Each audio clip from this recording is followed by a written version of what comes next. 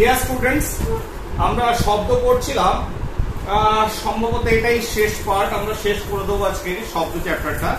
Class 9 students, আজকে যে ছবিটা দেখতে পাচ্ছ তোমরা বুঝতেই পারছো এটা হচ্ছে কানের ছবি, ঠিক আছে? তাহলে আমাদের যে কানের স্ট্রাকচার হচ্ছে এটি। এবার এটি কি করে ফাংশন করে, ফাংশন অফ আওয়ার ইয়ার, এবং সেটা ছবি। সময় লাগে, ছবি আঁকতে সময় লাগবে, তাই আমরা আগে থেকে এঁকে রেখেছি। তাহলে এটা হচ্ছে, যদি দেখিয়ে দিই তোমাকে, দেখো এটা হচ্ছে আমাদের এই যে কানের লতি, যেটাকে বলছে পিন্না। কানের লতি, তার ভেতরে একটা গর্ত থাকে। তাহলে এই যে গর্ত, এটাকে পিন্না বলে, ঠিক আছে? অর্থাৎ শব্দ তরঙ্গের প্রবেশদ্বার। এখান থেকে শব্দ প্রবেশ করছে ভেতরে। ভেতরে প্রবেশ করার পর এই যে ক্যানেল, এটা হচ্ছে ইয়ার ক্যানেল, একটা ক্যানেল। এখান থেকে শব্দ তরঙ্গ ঢুকছে। ঢোকার পর এখানে রয়েছে একটা পর্দা, যেটাকে বলা হয় ইয়ার ড্রাম। তাহলে বলো না, অনেক সময় পর্দা ফেটে গেছে, পর্দা এফেক্টেড হয়েছে, ডাক্তার দেখাও, ভালো মতো শুনতে পাচ্ছি না। ইয়ার ড্রাম, এই ইয়ার ড্রামটা আর ইয়ার ক্যানেলটা, যেটা মাঝখানে ফুটো রয়েছে, ক্যানেল রয়েছে পার করার, সেটা তোমার 2 সেমি থেকে 3 সেমি লম্বা। এবার ইয়ার ড্রামটার কাজ কি, সেটা এক কাজ করতে করতে বেরোবে। এই পর্যন্ত তবে জেনে রাখো, এই ইয়ার ড্রাম পর্যন্ত এটাকে বহিস্থ অংশ বলে, বাইরের অংশ, আউটার পার্ট অফ আওয়ার ইয়ার, আমাদের কানের বহিস্থ অংশ। তা কানের ইয়ার ড্রাম পর্যন্ত, অর্থাৎ ভেতরে যে পর্দাটা রয়েছে এই সরু ক্যানেলের পরে, সেটা কি হয়? First part. মাঝখানে যে অংশটা রয়েছে এটা হচ্ছে মধ্যস্থ অংশ, আর ভেতরের ইনার পার্ট হচ্ছে তার পরের অংশটা, ঠিক আছে, যেখানে ককলিয়া রয়েছে। তা যাই হোক, পরপর এগোতে এগোতে যাচ্ছি। তাহলে ফার্স্ট পার্টে ইয়ার ক্যানেলের পর তোমার ইয়ার ড্রাম যেটা রয়েছে, যেটা পর্দা রয়েছে, তা যখন আমরা কথা বলি তখন বা কোনো শব্দ আমরা শুনছি, এখানে আসছে, ভেতর দিয়ে প্রবেশ করছে, তখন কি হয়? শব্দ যখন উৎপন্ন হয় আমরা জানি যে সেটা একটা অনুদৈর্ঘ্য তরঙ্গ, এবং সেখানে কণাগুলো, তোমার এয়ার মলিকুলস যেগুলো রয়েছে, তার সংকোচন এবং প্রসারণ হয়, ঠিক আছে? ঘনীভবন হয় এবং তনুভবন হয়, ঠিক আছে? যখন তনুভবন হচ্ছে তখন কি হচ্ছে? ওই যে কনসেপ্ট, মানে একসঙ্গে অণুগুলো জড়ো হয়ে গেল, সেই পর্দাকে ধাক্কা দিচ্ছে, ভেতর দিকে ঢুকে যাচ্ছে। আবার যখন ডাইলিউট হচ্ছে, ফাঁকা হচ্ছে, যখন ঘনীভূত হচ্ছে, তখন এক জায়গায় জড়ো হচ্ছে, তখন এটাকে ধাক্কা দিচ্ছে, পর্দাটা ভেতর দিকে ঢুকে যাচ্ছে। আর যখন ডাইলিউট হচ্ছে, তনুভবন হচ্ছে, তখন পর্দাটা বাইরের দিকে বেরিয়ে আসছে। তাহলে এইভাবে শব্দ তরঙ্গ যখন এখানে ধাক্কা দেয়, ঠিক আছে, তখন এটা কাঁপতে আরম্ভ করে। কাঁপতে হলে কি হয়? এই যে কম্পনটা ভেতর দিকে প্রবেশ করে। এবার ভেতরে এই মধ্যস্থ অংশের 3টে হাড় রয়েছে, ঠিক আছে? একটা দেখো ম্যালিয়াস বা হ্যামার, এই হাড়টা, যে হাড়টা পর্দার সঙ্গে ইয়ার ড্রামের সঙ্গে যুক্ত আছে।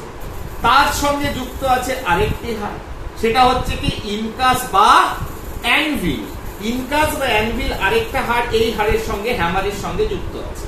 তার সঙ্গে আরেকটা হাড় যুক্ত রয়েছে, যেটাকে আমরা কি বলছি? স্টেপস বা স্টিরাপ। তাহলে এই 1 নম্বর, 2 নম্বর, 3খানা হাড় যুক্ত হয়ে আছে। তাহলে এখানে যখন ইয়ার ড্রাম কাঁপছে, তার সঙ্গে যুক্ত হ্যামার কাঁপছে, হ্যামারের সঙ্গে যুক্ত অ্যানভিল কাঁপছে, অ্যানভিলের সঙ্গে যুক্ত স্টেপস হাড়টা কাঁপছে, এবং এদের মাঝখানে বায়ু রয়েছে, ফাঁকা জায়গা রয়েছে, ফলে কাঁপতে সুবিধা হচ্ছে। এবং এই 3টে হাড়ের কাজ হচ্ছে যে ইয়ার ড্রামে যে কম্পনটা সৃষ্টি হলো, সেটাকে অনেক গুণ বাড়িয়ে দিল। অনেক গুণ বাড়িয়ে দিয়ে লাস্ট আরেকটা পর্দা রয়েছে, যেটাকে ওভাল উইন্ডো বলি। তাহলে এই অংশটা হচ্ছে ওভাল উইন্ডো। তাহলে স্টেপসে যুক্ত হয়ে আছে, থার্ড হাড় যুক্ত হয়েছে ওভাল উইন্ডোর সঙ্গে। এই ওভাল উইন্ডো একটা পর্দার মতো, যেটা কি করে? এদের যে ভাইব্রেশন, ইয়ার ড্রামের ভাইব্রেশনটা, কম্পনটাকে বহু গুণে এই 3টে হাড় বাড়িয়ে দিয়ে ওভাল উইন্ডোতে সেই কম্পনটাকে থ্রো করে দেয়, পাস করিয়ে দেয়। ওভাল উইন্ডো থেকে সেই কম্পনটা চলে আসে এই ককলিয়ার ভেতরে, যেখানে এক ধরনের ডট ডট দেওয়া আছে, তরল থাকে। এবং এই ককলিয়ায় যখন এলো এই কম্পনটা, সেখান থেকে কিছু ইলেকট্রিক ইম্পালস তৈরি হয়, অর্থাৎ তড়িৎ স্পন্দন তৈরি হয়, সেই তড়িৎ স্পন্দন এই লাল লাল নার্ভের মাধ্যমে, অর্থাৎ অডিটরি নার্ভ রয়েছে, সেই নার্ভের মাধ্যমে চলে গেছে কোথায়? মস্তিষ্কে। আমাদের মস্তিষ্কে চলে যায় সেই সিগন্যাল গুলো, তড়িৎ স্পন্দন গুলো, এবং সেই স্পন্দন যখন আমাদের মাথায় চলে গেল এই নার্ভের মাধ্যমে, আমরা সেখানে একটা শ্রবণের যে অনুভূতি সেটাকে অনুভব করলাম এবং শুনতে পেলাম। ঠিক আছে না? এটা হতো অনেক মাইক্রো সেকেন্ডের ভেতরে এটা হয়ে যায়, মানে সঙ্গে সঙ্গে, দেরি হয় না। শব্দ শুনি সঙ্গে সঙ্গে সেটা ইলেকট্রিক অডিটরি নার্ভের মাধ্যমে সেই ইলেকট্রিক ইম্পালসটা, তড়িৎ স্পন্দনটা আমাদের শ্রবণের অনুভূতি তৈরি করে। ঠিক আছে? তাহলে এটা হচ্ছে স্ট্রাকচার অফ আওয়ার ইয়ার, আমাদের কানের স্ট্রাকচার, এবং আমরা কি করে শুনতে পাই সেটাও বলে দিলাম। ফাইন, তাহলে এটা মুছে ফেলি।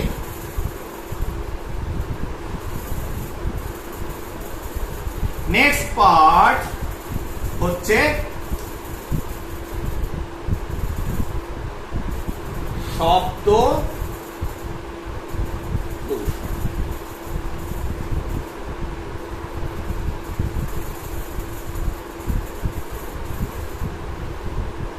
সাউন্ড পলিউশন, সাউন্ড পলিউশন, শব্দ দূষণ।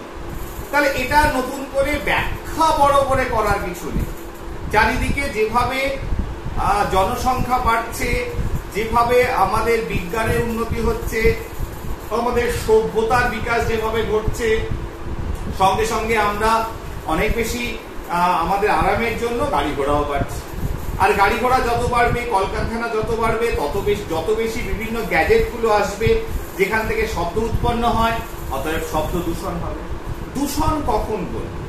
আমরা জল দূষণ বা বায়ু দূষণ বা যাই বলি না কেন, যেটা হচ্ছে আমরা দেখেছি যে যখন জল দূষণ বা বায়ু দূষণের ক্ষেত্রে দেখেছি, যখন যেটা যদি কোনো সেই জলে বা বায়ুতে অবাঞ্ছিত বস্তু এসে পড়ে যেটা আমাদের ক্ষতি করে, তখনই বলি দূষণ হয়েছে।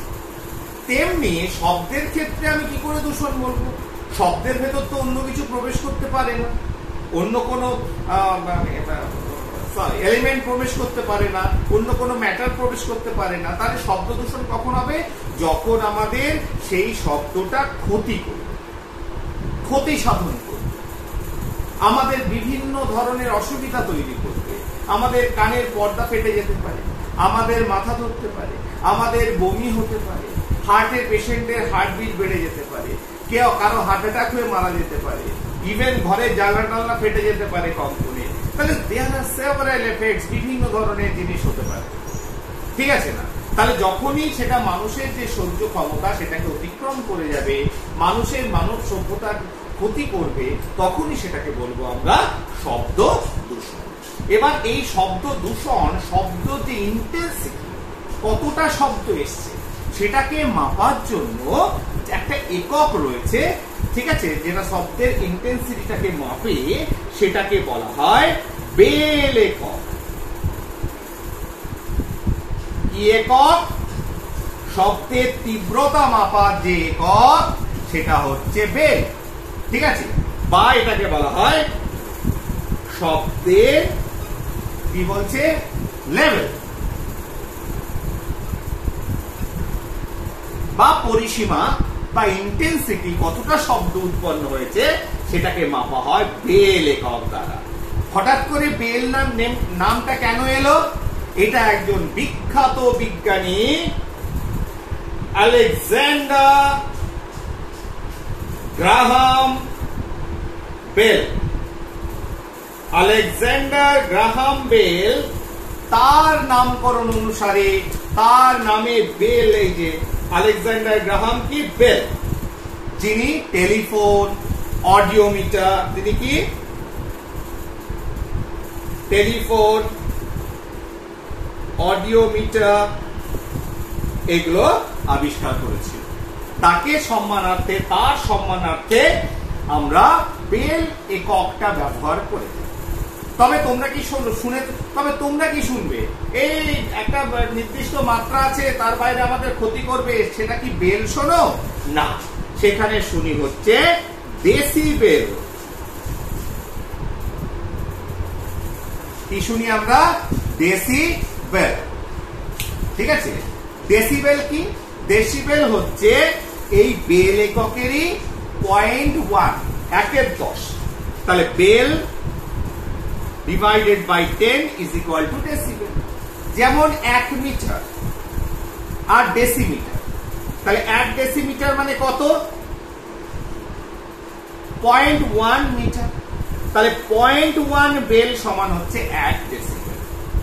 ঠিক আছে, তাহলে আমরা বেল নয়, আমরা এককটা বেল, কিন্তু আমরা কি ব্যবহার করি? 1/10 অফ বেল, যেটাকে আমরা বলি ডেসিবেল, ইংরেজিতে ডিবি। ইংরেজিতে কিভাবে প্রকাশ করা হয়? ছোট হাতের ডি, বড় হাতের ডি। তা আমাদের যে নিরাপদ সীমা, যেটা আমাদের ক্ষতি করে না, সেটা 65 ডেসিবেল। 65 ডেসিবেল এটাকে রেকমেন্ড করা হয়, যেটা আমাদের ক্ষতি করে না। এরপরে যদি এটাকে বাড়িয়ে 120 ডেসিবেল করা হয়, তখন কিন্তু আমাদের মাথা ব্যথা শুরু হয়ে যাবে, বমি শুরু হতে পারে, হার্টবিট বেড়ে যেতে পারে, বিভিন্ন ধরনের সমস্যা শুরু হয়ে যেতে পারে। তাই বলা হয় 65 ডেসিবেল এটাই হচ্ছে মাত্রা দূষণ নিয়ন্ত্রণ করা। তার বাইরে যখনই সেটা বেরিয়ে যাবে, সেটাকে আমরা বলবো শব্দ দূষণ। আবার তার মানে কি 65 ডেসিবেল কি শব্দ দূষণ করবে না? এটা একটা খুব ইম্পর্টেন্ট প্রশ্ন। বলে করতে পারে। কিরকম? তোমার কানের কাছে যদি 65 ডেসিবেলে কেউ কন্টিনিউ কথা বলে, তুমি সহ্য করতে পারবে? তাহলে 65 ডেসিবেল সেটা হয়তো কোনো একটা আওয়াজ করে চলে গেল, যেটা 65 ডেসিবেল, যার ইন্টেন্সিটি, যার তোমার শব্দের তোমার কি বলা হচ্ছে লেভেল, শব্দের সীমা হচ্ছে 65 ডেসিবেল। তাহলে তুমি সেটা আওয়াজ হলো একটু 5 মিনিট হলো, ঠিক আছে, কিন্তু ওটাই যদি 24 ঘন্টা কানের কাছে 65 ডেসিবেল করে, সেটা দূষণ হয়ে যাবে।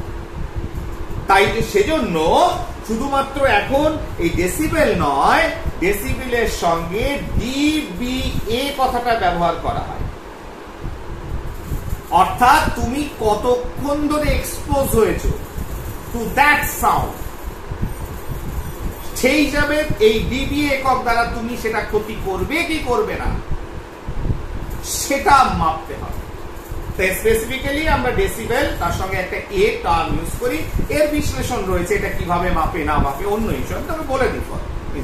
যেমন ধরুন 80 ডেসিবেল, একটা আওয়াজ 80 ডেসিবেল হলো, চলে গেল, কিন্তু সেটা হয়তো 2 মিনিট শুনলে যতটা ক্ষতি হলো, সেটা যদি 10 মিনিট শোনো, 10 মিনিট ধরে কানে আসে, আরো বেশি ক্ষতি হবে। সেটা যদি আধ ঘন্টা ধরে কানে আসে, আরো বেশি ক্ষতি হবে।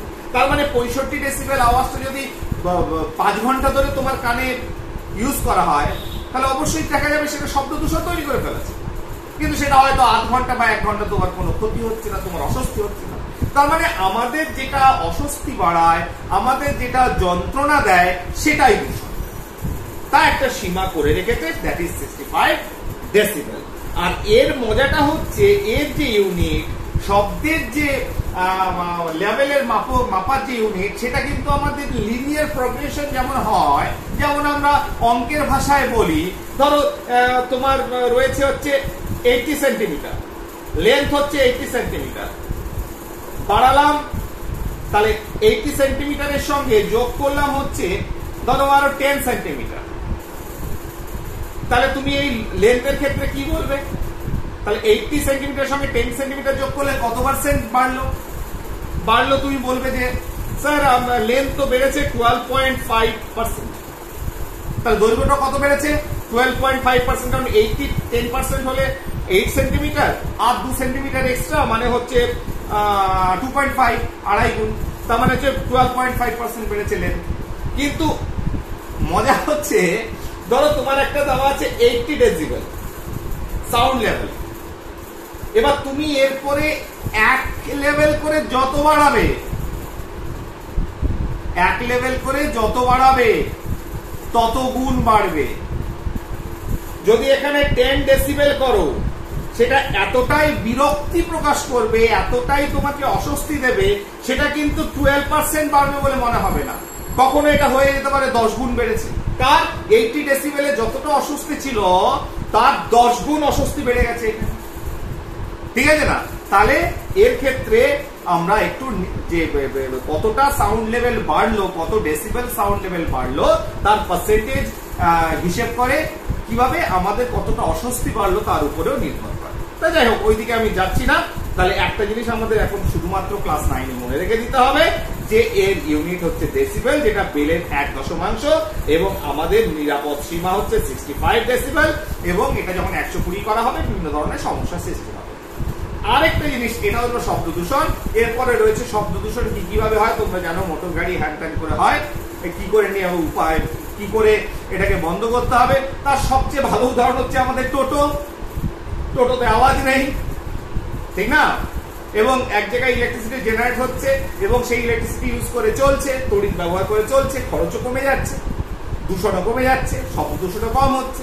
তাহলে ব্যাটারি চালিত গাড়ি যত ব্যবহার করব, সাইকেল যত ব্যবহার করব, ঠিক আছে না, যত তুমি সাইলেন্সার, তুমি যদি গুড কোয়ালিটি সাইলেন্সার লাগাও, যেটা এখন দামি দামি গাড়িতে রয়েছে, 2 চাকা 4 চাকা বলো, দামি গাড়ি যেগুলো আসছে সেগুলোতে সাউন্ড প্রুফ, অনেক সাউন্ড কমে গেছে, ঠিক আছে? যে ভেহিকেল গুলোতে আমি জার্নি করবো সেগুলো যদি সাউন্ড প্রুফ হয়, শব্দ দূষণ কম হবে। তাহলে বিভিন্ন ভাবে শব্দ দূষণকে আমরা রোধ করতে পারি। আর শব্দ দূষণ হলে মাথা ব্যথা, বমি, হার্টবিট বাড়ানো, বিভিন্ন ধরনের সমস্যা, কানের সমস্যা, কান ব্যথা, তাহলে বিভিন্ন ধরনের সমস্যা আমাদের হতে পারে। সেটা এক্সপ্লেনেশন অত একটা জায়গা নেই। তাহলে আমাদের এই চ্যাপ্টারটা, শব্দ চ্যাপ্টারটা এখানেই আমরা শেষ করছি। তবে সময় একটু বাকি আছে, তাহলে এটা 2-1টা প্রশ্ন যদি করে নি কেমন হয়? তাহলে প্রশ্নগুলো আমি এক একটা করে লিখবো, পজ করে দিয়ে, না হলে লিখতে গেলে অনেকটা সময় লেগে যাবে। ধরো একটা প্রশ্ন আমি বলে দিই। ধরো তোমাকে দিয়েছে সা রে কোশ্চেন, গা মা পা ধা নি, সা রে গা মা পা ধা নি সা রে। এবার বলো তো এখানে সমমেল কোনটা? সা, আরেকটা সা পেয়েছি, এটা হচ্ছে ওপরের সা। এটা কিসের সা? ওপরের সা। তাহলে এখানে সমমেল হলো সায়ের ওপরেরটা, রে। এটা একটা নোটেশনের সিস্টেম, যেটা হয়তো রবি ঠাকুরের ভাইপো, আমি নাম ভুলে যাচ্ছি, দীনেন্দ্রনাথ ঠাকুর বা কেউ একজন করেছিল। যাই হোক, সেটা ইস্যু নয় এখন। তা যাই হোক, তার সমমেল এখানে কোনটা? তাহলে এটা যদি 60 হার্টজ হয়, তাহলে এটা 120 হার্টজ। মানে ওপরের সা, সায়ের ওপরের সাটা হচ্ছে সায়ের কি হচ্ছে? সমমেল। এরকম ছোটখাটো ইন্টারেস্টিং বেশ মজার প্রশ্ন আছে কিছু, ঠিক আছে? আরেকটা দেখি কোনো প্রশ্ন পাই কিনা।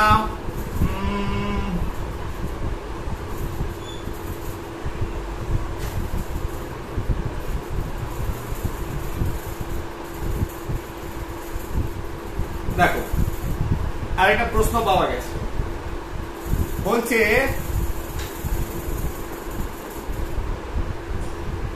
কলের নিচে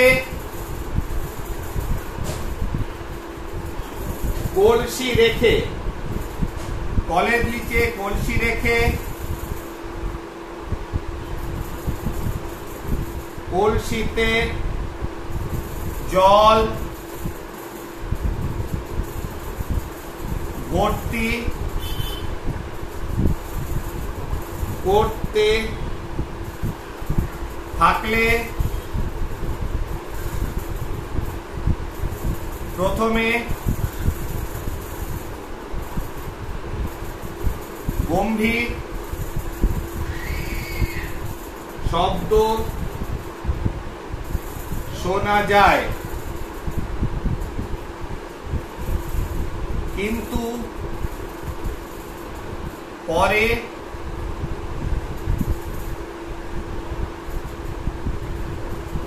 কলসি যত ভর্তি হতে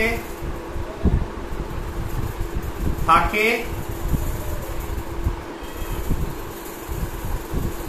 শব্দ তত চড়া হয়।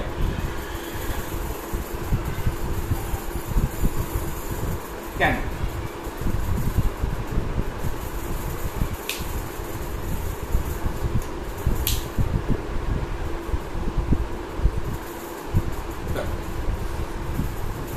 উত্তর খোঁজার, তাহলে কলের নিচে কলসি রেখে তোমরা নিজেরাও এটা অনুভব করবে। প্রথমে যখন জল ঢালবে কলসি ফাঁকা ছিল, তখন গম্ভীর আওয়াজ করে জল পড়ছে, আর যত বেশি ভর্তি হয়ে আসবে তত সরু মিহি আওয়াজ বেরোবে। তাহলে মোটা আর সরু, তাহলে এটা আমরা কোথায় পড়েছিলাম? শব্দের কোথায় বলতো? পিচ, তীক্ষ্ণতা।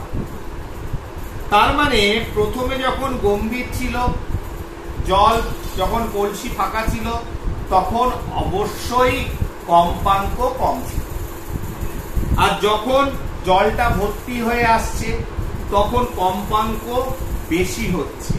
এটা একদম পরিষ্কার, তাই শব্দটা মিহি হচ্ছে বা চড়া সুরে হচ্ছে। ঠিক এটুকু আমরা বুঝে গেছি, এই উত্তরটা আমরা আগে জেনে গেছি। কেন? তার কারণ প্রথমে যেহেতু জল কম ছিল, বায়ুস্তর অনেক লম্বা ছিল, অনেকটা বায়ু ছিল, সেক্ষেত্রে ফ্রিকোয়েন্সিটা কম ছিল, ওয়েভলেন্থটা বেশি ছিল, তরঙ্গ দৈর্ঘ্য বেশি ছিল, কম্পাঙ্ক কম ছিল।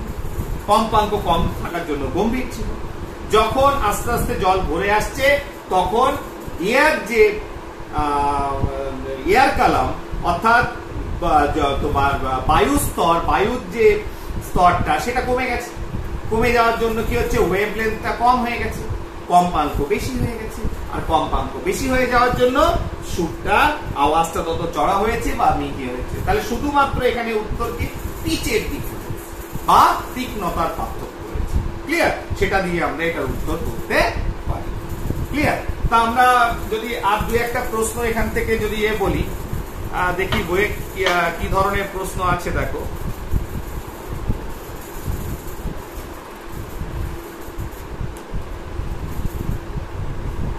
আচ্ছা কয়েকটা প্রশ্ন তোমরা নিজেরা ঘরে বসে করবে, ঠিক আছে? কি ধরনের কম্পাঙ্ক তীক্ষ্ণতার পার্থক্য করবে?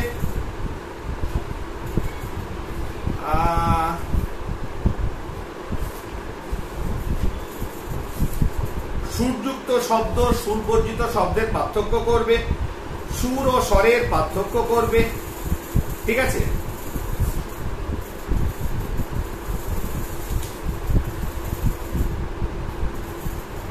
আচ্ছা বলো তো, একটা ইন্টারেস্টিং প্রশ্ন। একটা লম্বা লোহার পাইপ, বলে দিচ্ছি এখানে লিখছি না, আর একটা লম্বা লোহার পাইপের এক মুখে শব্দ করলে অপর প্রান্তে দুবার শব্দ শোনা যায় কেন? একটা লোহার পাইপে এক মুখে শব্দ করেছো, অপর প্রান্তে কান দিয়েছো, দুবার শব্দ শোনা যায়। দেখো শব্দ আসছে, বায়ু দিয়ে আসছে, ভেতরে যে বায়ু আছে সেখানে শব্দ কিভাবে আসছে? একটা লোহার পাইপ রয়েছে, বলছে একটা লোহার পাইপ রয়েছে,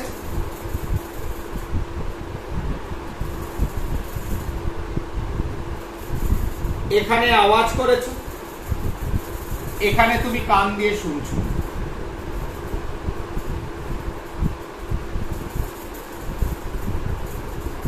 তাহলে এখানে দুবার শুনতে পাচ্ছ।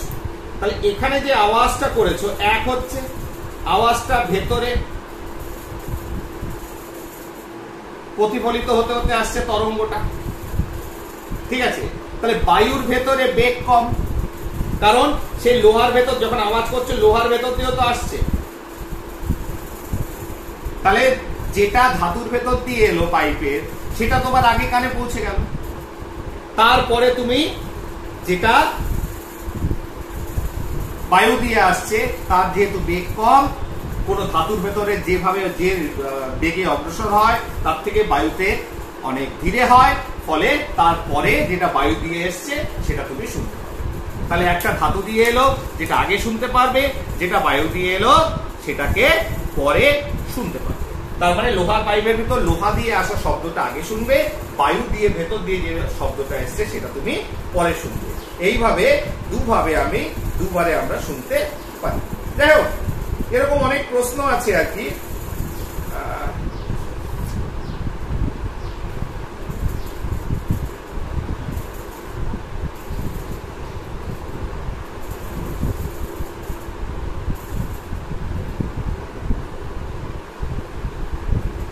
আচ্ছা ধরো, আর ইন্টারেস্টিং প্রশ্ন, ধরো কোথায় তোপের ধ্বনি হয়েছে, প্রশ্নটা বলছে দূরে তোপধ্বনি শুনে ঘড়ি মেলালে ঘড়িটি সঠিক সময় দেয় না কেন? তোমরা জানো 5টার সময় তোপের আওয়াজ শোনা যায়। কটার সময়? 5টার সময় তোপের আওয়াজ শোনা যায়। তাহলে তুমি ভাবছো যে ঘড়িটা বন্ধ হয়ে গেছে, তাহলে ঘড়িটা মেলাতে হবে। টিভি নেই, অন্য কিছু তখন উপায় নেই, যে সময়ের কথা বলা হচ্ছে। ধরো টিভি নেই, ধরে নাও টিভি নেই, কিচ্ছু নেই, নিউজ দেখে মেলাতে পারছো না, মোবাইল দেখে মেলাতে পারছো না, তাহলে তোপ 5টার সময় গর্জন হবে তোপে, এখান থেকে 5 কিলোমিটার দূরে। তাহলে ঠিক সেই সময় আমি 5টা করে দেবো। সেটা যদি করতে যাও ঘড়ি স্লো হয়ে যাবে। কেন স্লো হবে? কারণ তোপের গর্জন হয়েছে, শব্দ উৎপন্ন হয়েছে। তাহলে সেই এখানে ধরো তোপ আছে, তোপ থেকে তোমার কান পর্যন্ত বায়ুতে যখন শব্দটা আসবে একটু সময় তো নেবে, কারণ ওই বায়ুতে ধরো 332 মিটার পার সেকেন্ড বা 340 মিটার পার সেকেন্ড শব্দের গতিবেগ। তাহলে এখান থেকে এখানে আসতে ধরো 30 সেকেন্ড সময় লেগেছে, সাপোজ এক্সাম্পল বলি। তাহলে তোমার ঘড়ি কি হলো? তুমি যখন 30 সেকেন্ড হয়ে গেছে তারপরে তুমি শব্দ শুনছো, তাহলে তখন যদি তুমি 5টা করো তাহলে ঘড়ি স্লো রান করবে। তাহলে এইভাবে আওয়াজ শুনে আমার যদি ঘড়ি মেলায় তাহলে সঠিক সময় পাওয়া যাবে না, কারণ শব্দ বায়ুতে আসতে একটু সময় লাগে। ঠিক আছে না? এবার ধরো একটা মেঘ, এরকম প্রশ্ন আসতে পারে, মেঘ তোমার আওয়াজ করলো, ঠিক আওয়াজ করলো, তাহলে কত ডিস্টেন্সে মেঘ আছে কি করে বার করবে? তাহলে তুমি ধরো বিদ্যুৎ চমকেছে, তারপরে আওয়াজটা হয়েছে, ঠিক তুমি বিদ্যুৎ চমকানোর পর ঘড়ি ধরলে, স্টপ ওয়াচ ধরলে, তাহলে দেখলে তোমার বিদ্যুৎ চমকানোর পর তুমি যে আওয়াজটা হয়েছে, যে ঝলকানিটা পেয়েছো, সেখান থেকে আওয়াজ আসতে সময় লেগেছে হচ্ছে ধরো 1 মিনিট। সাপোজ আমি ধরে নিচ্ছি 1 মিনিট, কয়েক সেকেন্ড পরেই হয়, 1 মিনিট লেগেছে। ঠিক আছে? এবার শব্দের ভেলোসিটি বায়ুতে একটা অ্যাপ্রক্সিমেটলি একটা ধরে নাও 332 মিটার পার সেকেন্ড। তাহলে ভেলোসিটি দিয়ে যখন টাইমকে গুণ করবে তখন ডিস্টেন্স পেয়ে যাবে, কত দূরত্ব রয়েছে। তাহলে বেগ দিয়ে যখন সময়কে আমি গুণ করছি তখন ডিস্টেন্স আমি পেয়ে যাবো। তাহলে এই ধরনের বিভিন্ন ধরনের মজার প্রশ্ন, ইন্টারেস্টিং প্রশ্ন, যেটা আমাদের বিভিন্ন ভাবে আমাদের আশেপাশে ঘোরাফেরা করে, বিভিন্ন ঘটনা, এরকম এগুলোর এক্সপ্লেনেশন আমরা শব্দ চ্যাপ্টারে, শব্দ রিলেটেড যে প্রশ্নগুলো সেগুলো আমরা উত্তর দিতে পারি। প্রশ্ন আসবে, বিভিন্ন বই, রেফারেন্স বুক আছে যেখানে বিভিন্ন ধরনের সমস্যা আছে, সেগুলো দেখবে, না পারলে তোমাদের স্যারকে সবাই জিজ্ঞেস করে নেবে। ঠিক আছে? আর যদি কোথাও এখানে ডেটার কোনো প্রবলেম থাকে, সংশয় থাকে, যেটা আগেও বলেছি, হয়তো লিখতে গিয়ে কোনো একটা ভুল লিখে ফেলেছি, ভুল সবার হয়, আমার হয়, তোমাদের হয়, সবার হয়, সবারই ভুল করে, সবাই সংশোধন করে, কিন্তু আমার যেহেতু সংশোধন করার আর জায়গা নেই, যেটা ভুল বলে ফেলেছি, ভুল হয়ে গেছে তো হয়ে গেছে, চেষ্টা করি সঠিকটা বলার। তাহলে সেটা একটু কোনো জায়গায় সন্দেহ থাকলে তোমাদের স্যার তাদের দেখে নিও, বিভিন্ন বই পড়ে নিও। ঠিক আছে? যেখানেই সন্দেহ হবে। Thank you very much. শব্দ এখানেই শেষ করব।